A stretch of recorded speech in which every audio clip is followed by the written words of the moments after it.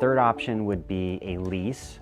A lease option is not something I personally am an advocate or a fan for. Sun Harvest Solar does not offer a lease. We have in the past, but there are a few leasing products that are available. One of the things that you want to consider with the lease is that it is owned by a third party. It is also maintained, serviced, and guaranteed by a third party. Typically, you're just renting your roof space out for a period of 20 years and an average savings of around $20 to $30 a month. You also assign over any tax benefits associated with that solar system to the owner of the material or the proprietor of the lease.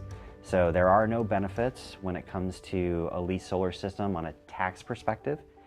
And if you were not planning on staying in your home for that period of 20 years, and you need to sell your home, it can become somewhat of a liability because your new homeowner, the home buyer, has to be able to qualify and be willing to take over that lease obligation and those payments.